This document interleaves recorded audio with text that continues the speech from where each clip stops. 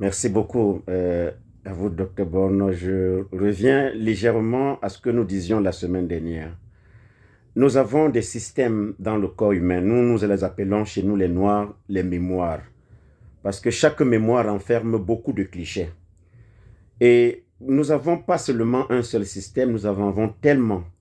Le système immunitaire, le système urinaire, le système digestif, le système reproducteur. Puisqu'il s'agit ici du système immunitaire, nous devons savoir qu'il y a des éléments qui attaquent ce système.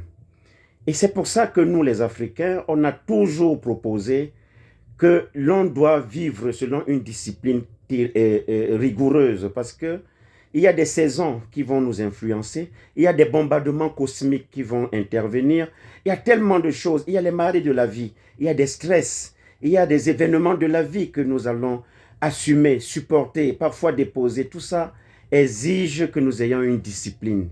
La nature nous a donné, à nous donner ici en Afrique, beaucoup de plantes. Et ce que nous faisons, c'est que nous proposons des tisanes. Les gens refusent de boire les tisanes, ils préfèrent des thés. Ce n'est pas mauvais non plus. Sauf que la tisane est différente du thé. Le thé, c'est la théine. La tisane chez nous renferme pratiquement toutes les mémoires de votre vie.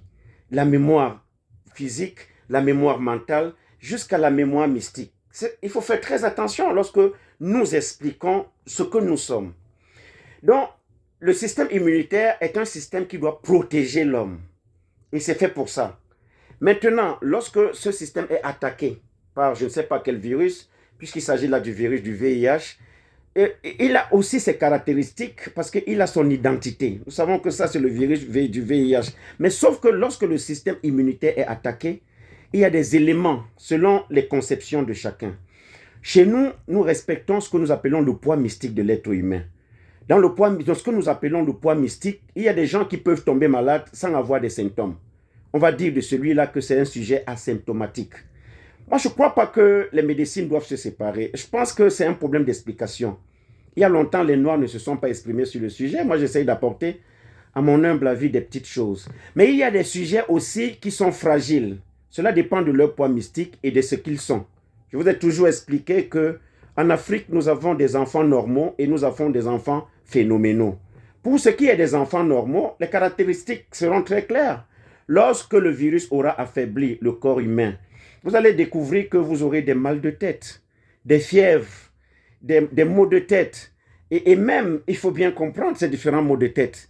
Parce que si c'est des maux de tête qui sont d'ordre ophtalmologique, ils seront différents des maux de tête normaux causés par un affaiblissement du corps physique.